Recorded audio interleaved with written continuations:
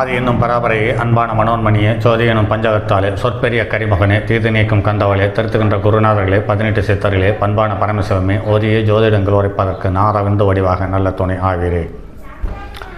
உலகில் உள்ள தமிழ் பேசும் அனைத்து நாள் உள்ளங்களுக்கும் மற்றும் ஜோதிட சான்றோர்களுக்கும் மூத்தோர்களுக்கும் ஆர்வலர்களுக்கும் மற்றும் இந்த காணொலியை காணும் உங்களுக்கும் ஆஸ்தோராஜின் இனிய நல் வணக்கங்கள். ஜோதிடம் சார்ந்த பதிவுகளை தொடர்ந்து கொடுத்து கொண்டு வருகிறோம். இதற்கு இந்த பதிவுகளை பார்ப்பவர்கள் உங்களுக்கு இந்த தகவல்கள் ஒரு சில தகவல்கள் ஏற்கனவே தெரிந்திருக்கலாம் அல்லது தேவையில்லாததாக கூட இருக்கலாம். ஆனால் உங்களுடைய நண்பர்கள் உங்களுடைய சுற்றுப்புறங்களில் உள்ளவர்களுக்கு அல்லது உங்களில் தொடர்போடு இருப்பவர்களுக்கு இந்த தகவல்களாக அவர்கள் தேடிக்கொண்டிருக்கலாம் அல்லது காத்து கொண்டிருக்கலாம் அல்லது அவர்களுக்கு அத்தியாவசிய தேவையாக கூட இருக்கலாம். அதனால் இந்த தகவல்களை அனைவரும் பகிருங்கள். உங்களுக்கு தேவையில்லாத ஒன்று இன்னொருவருக்கு அது பெரிய வாழ்க்கையை தரும். அது பொருளாக இருந்தாலும் தகவலாக இருந்தாலும் அறிவாக இருந்தாலும் ஆற்றலாக இருந்தாலும் அது மற்றவர்களுக்கு ஒரு யோகத்தையும் செல்வத்தையும் செல்வாக்கையும் ஆதரவையும் தரும் என்பதை கருத்தில் கொள்ளுங்கள். அந்த வகையில் நான் தரும் பதிவுகள் அனைத்தும் ஒவ்வொரு ஜோதிடர்களுக்கும் ஜோதிடமே இல்லை என்று சொல்லுபவர்களுக்கு கூட இது ஒரு சில தகவல்களை அடையாளப்படுத்தி அவர்களுக்கு ஜோதிடம் இருக்கிறது என்று ஏற்றுக்கொள்ள தகுதியான தகவலாகவே நான் தரும் பதிவுகள் இருக்கும் என்பதில் மாற்று கருத்தில்லை. அப்படி பழைய நூல்களில் அதாவது 100 வருடத்துக்கு முன்னாடி இருந்த நூல்களில் சொல்லப்பட்ட தகவல்களையே உங்களுக்கு பதிவுகளாக கொடுத்தவர்களே அல்லது 100க்கு மேற்பட்ட ஜாதகங்களில் ஒத்துப்போன தகவல்கள் மட்டுமே உங்களுக்கு பதிவுகளாக கொடுத்து வருகிறேன் என்பதில் மாற்று கருத்தில்லை. அந்த வகையில் கடந்த காணொலியில் 5ஆம் பாவமும் 5ஆம் பாவத்துக்கு சம்பந்தப்பட்ட கிரகங்களுடைய தொடர்பும் 5ஆம் பாவத்தில் நின்ற கிரகங்களும் 5ஆம் பாவத்தை பார்த்த கிரகங்கள் சம்பந்தப்பட்ட தொடர்புகளையே கருத்துக்களாக பதிவுகளாக அல்லது துளிகளாக கொடுத்து வந்திருக்கிறேன். அதைத் தொடர்ந்து இன்றும் 5ஆம் பாவத்திலிருந்தே தொடர்பு. 5ஆம் இடத்தில் சூரியனோடு ராகு கூடியிருந்தால் தந்தைக்கும் மைந்தனுக்கும் பகை வரும். இதில் 5ஆம் இடத்தில் ராகு இருக்க 5க்குரியவன் 6க்குடையவனோடு சேர்ந்து 6ஆம் இடத்தில் இருந்தால் பலமான பகை வரும் என்பதில் மாற்று கருத்தில்லை. அதே சமயத்தில் லக்னாதிபதியுடன் 4ஆம் அதிபன் சேர்ந்து உறவாக கூடியிருக்க தந்தை மைந்தருக்குள் தந்தைக்கு அதிக மைந்தர்கள் உண்டு என்று சொல்லப்பட்டிருக்கிறது. ஆனாலும் அந்த மைந்தர்களில் யாராவது ஒரு குழந்தை அதாவது முதலில் பிறக்கும் குழந்தை பலமான ஒழுக்கக்கேடுகள் அல்லது ஒழுக்க குறைபாடுகளோ வாழ்ந்து முடித்திருக்கிறது என்பதை நடைமுறையில் காண முடிகிறது. லக்னத்தில் அங்காரகனும் அதற்கு 7இல் சனியும் 12ஆம் இடத்தில் சூரியனும் நிற்க புத்திரர்கள் இல்லை. அப்படி புத்திரர்கள் பிறந்தாலும் அந்த புத்திரர்கள் 12 வயதுக்கு மேல் அந்த தாய் தந்தையோடு இருப்பதில்லை அல்லது தாய் தந்தையினுடைய உறவுகளில் இருந்து கசப்பையும் சங்கடங்களையும் அவமானங்களையும் அள்ளி தந்து விடுகிறது. புத்திர ஸ்தானாதிபதி இருக்கும் அங்கிசத்தை தொட்டு லக்கணத்து வரை எண்ணிக்கண்ட இலக்கம் எதுவோ அத்தனை புத்திரர்கள் பெறுவார் என்று சொல்லப்பட்டிருக்கிறது.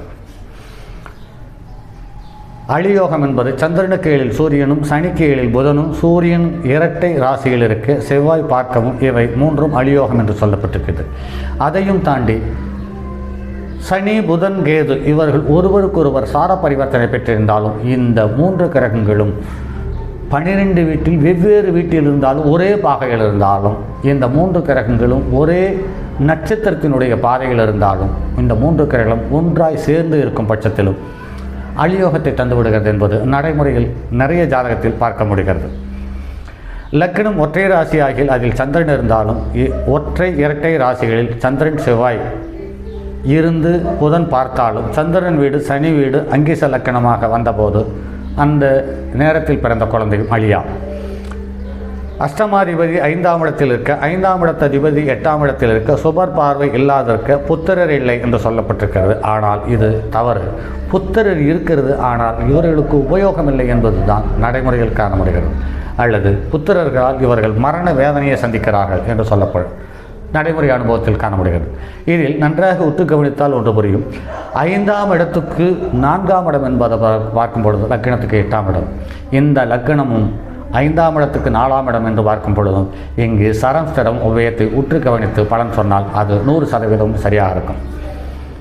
5ஆம் இடத்துக்கு லக்கணத்துக்கு 8ஆம் இடம் மாரகஸ்தானாதிபதியாக அதாவது 3, 8க்குரிய ஆதிபத்தியம் பெற்றிருந்து, அதாவது ரிஷப லக்கணம், சிம்ம லக்கணம், விருச்சிக லக்கணம், கும்ப லக்கணம், இந்த 4 லக்கணங்களாக இருக்கும் பட்சத்தில் ஒன்று குழந்தை இல்லாமல் போகிறது அல்லது தன்னுடைய இறப்பை அந்த குழந்தை முடிவு செய்கிறது என்பது நடைமுறையில் பார்க்க முடிகிறது. அடுத்து 5ஆம் இடத்தாதிபதி விரயத்தில் இருக்க, அதாவது 6, 8, 12 இருக்க மைந்தரர் இல்லை என்று சொல்லப்பட்டிருக்கிறது. இவர்களோடு சேர்ந்து இந்த லக்னாதிபதியும் இணைந்து இருக்க குழந்தை இல்லை என்று எடுத்துக்கொள்ளலாம். புத்திரஸ்தானம் சனி புதன் வீடாக இருந்து அந்த வீட்டில் சனியும் குலிகனும் சேர்ந்து பார்க்க புத்திரர் உண்டு என்று சொல்லப்பட்டிருக்கிறது. ஆனால் அந்த புத்திரன் பிரேத தோஷத்தோடு பிறக்கிறான் என்பது நடைமுறையில் காண முடிகிறது. சுபர்கள் 5ஆம் இடத்தில் நிற்க 5ஆம் இடத்துக்குடையவன் பார்வை இல்லாவிட்டால் தத்து புத்திரனாக வாழ்கிறார். மீன லக்கணத்திற்கு 5ஆம் இடத்தில் குரு உச்சமானால் ஸ்திரீ பிறமை உண்டாகும் என்று சொல்லப்பட்டிருக்கிறது. 5ஆம் இடத்தோன் அங்காரகன், 6ஆம் இடத்தோன், இவர்கள் மூவரை நேசமில்லாதவர்கள். சேர்ந்தாலும் பார்த்தாலும் இவருக்கு சத்துருகளால் புத்திர பீடை வரும் என்று சொல்லப்பட்டிருக்கிறது. அதாவது எதிரிகளால் நம் குழந்தைகளுக்கு ஆபத்து வரும் என்று சொல்லப்பட்டிருக்கிறது. இது நடைமுறையில் ஒத்துப்போகிறது. 4ஆம் இடத்தில் பகைவர் நிற்க, 5ஆம் இடத்தில் குருவும் சனியும் நிற்க விரயஸ்தானத்தில் பகைவர்கள் வந்தால் புத்திர தோஷம் உண்டு. 5ஆம் இடத்தில் இருப்பவர்கள் பாவிகளானாலும் பகைவர்களானாலும் தோஷம் உண்டு. புத்திரஸ்தானாதிபதியும் சுக்கிரனும் சந்திரனும் கூடி பின் ராசியிலும் பின் அங்கஸ்திலும் இருக்க பிறந்தவர்கள். இவைகளை பகைவர்கள் பார்த்தால் பெண் பிள்ளைகளையே பெறுகிறார். இது அப்படியே நடைமுறையில் ஒத்துப்போகிறது. சந்திரன் லக்கணத்தையும் ஜென்ம லக்கணத்தையும் 5ஆம் இடத்தையும் சுபகிரகங்கள் பார்க்க நல்ல எதிர்காலத்தில் சந்தோஷத்தையும் கௌரவத்தையும் அள்ளித்தரும் தன்மையுள்ள புத்திர பாக்கியம் உண்டு. சனி முதலிய பாவகிரகங்கள் பார்த்தால் புத்திரர் இல்லை. புத்திரஸ்தானத்தில் ராகு கேது நிற்க புத்திரர் உண்டு. கேது நிற்க ஒரே பெண் பிள்ளையோடு நின்று விடுகிறது.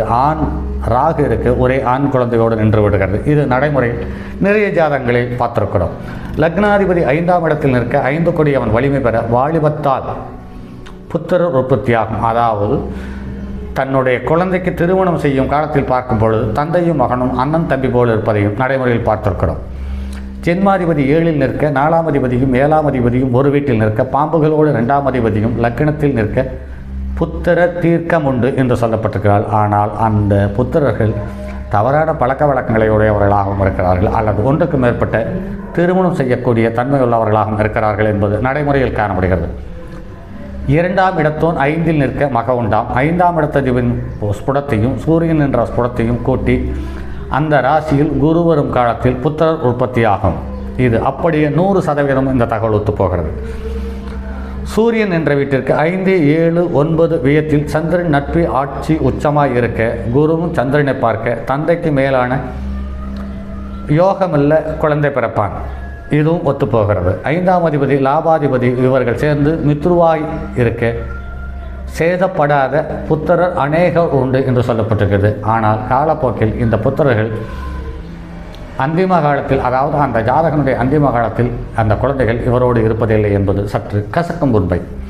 சரி நண்பர்களே, அடுத்ததொரு பதிவில் சந்திப்போம். அதுவரை உங்களிடமிருந்து விடைபெறுவது உங்கள் அன்பு நண்பன் எம் ராஜரத்தினம். என்னுடைய அலைபேசி எண் 9788972999 மற்றும் ஒரு எண் 9791399649 மற்றும் அடுத்ததொரு பதிவில் சந்திப்போம். தங்கமான் மழுவோடேந்தி தன்மதியின் தலையில் கொண்டோன் மங்கையர் பதிக்கு சொன்ன மாமொழி ஜோதிடத்தை இங்கு யாம் உரைப்பதற்கோர் இமை என்னும் பிழை வராமல் காக்க செங்கன் மால் மருகன் யானைச்சரன் பதம் காப்பதாமே.